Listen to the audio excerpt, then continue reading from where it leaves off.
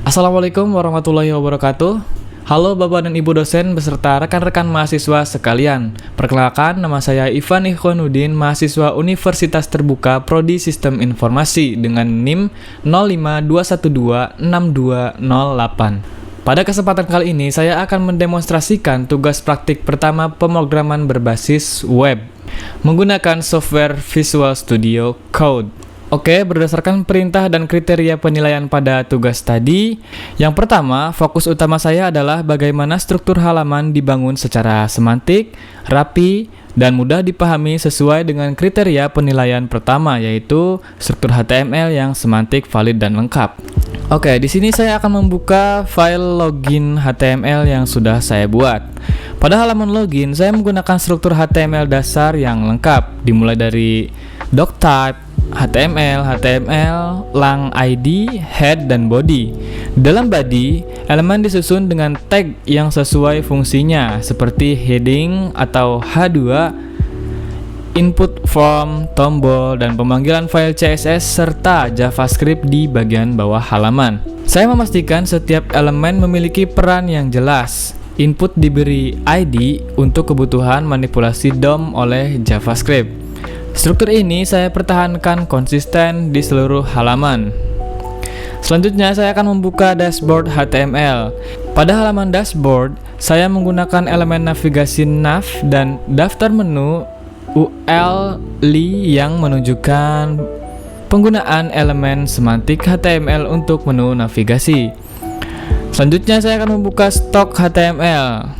Pada stok HTML ini saya menggunakan struktur tabel, table, thread, dan T-body untuk menampilkan data secara terstruktur.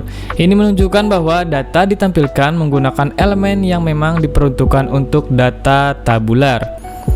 Selanjutnya ada tracking HTML. Pada halaman tracking, saya menggunakan input, tombol, dan kontainer hasil yang nantinya akan diisi secara dinamis oleh JavaScript. Semua halaman memiliki struktur yang konsisten dan mudah dibaca.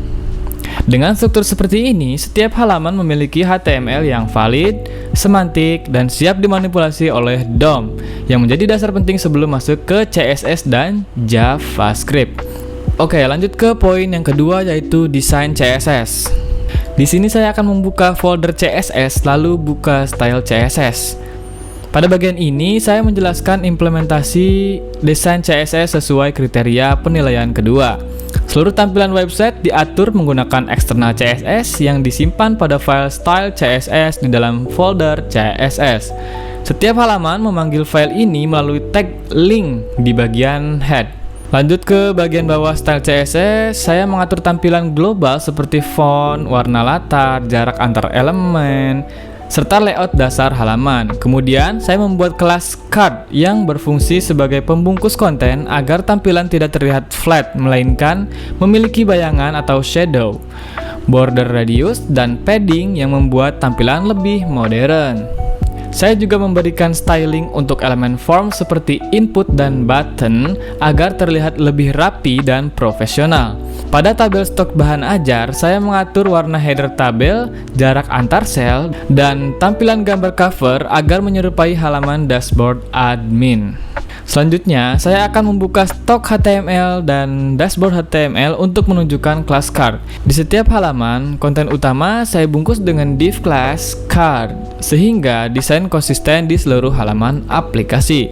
Dengan pendekatan ini, saya tidak hanya menggunakan CSS untuk pewarnaan, tetapi untuk membangun layout, konsistensi tema, dan kenyamanan tampilan antarmuka yang lebih modern dan tidak monoton. Kriteria penilaian ketiga yaitu JavaScript DOM. Di sini saya akan membuka folder JS lalu membuka script JS. Pada bagian ini saya menjelaskan implementasi JavaScript DOM, yaitu bagaimana halaman HTML yang statis menjadi interaktif dengan bantuan JavaScript dan data dari data JS yang tentunya sudah disediakan oleh Universitas Terbuka.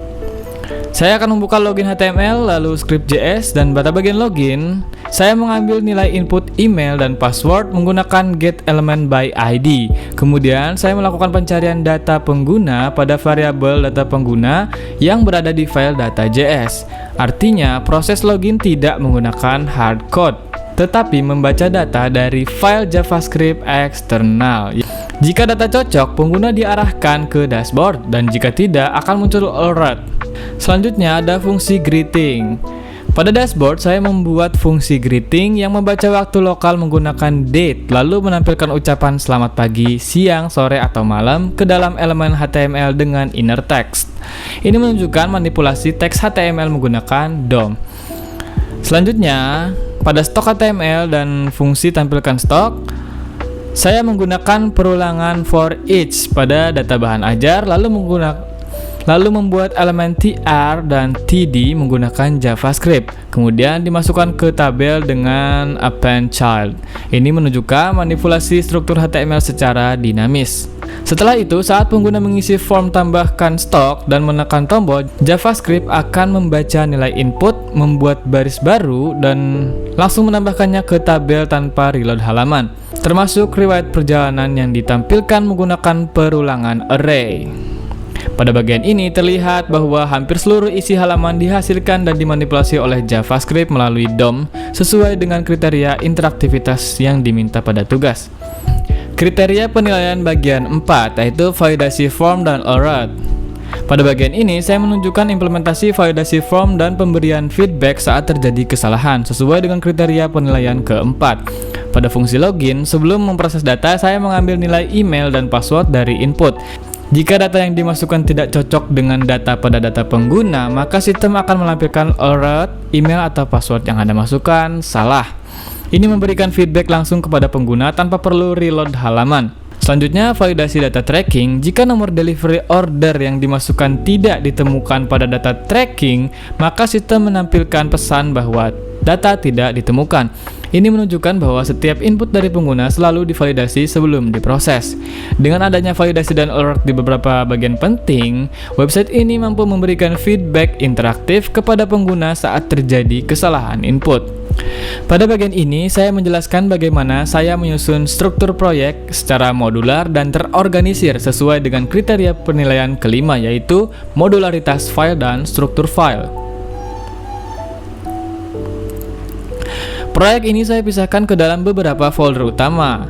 Folder CSS yang berisi style CSS untuk seluruh desain tampilan, folder JS berisi script JS untuk logika program dan data JS, folder IMG berisi seluruh gambar cover bahan ajar.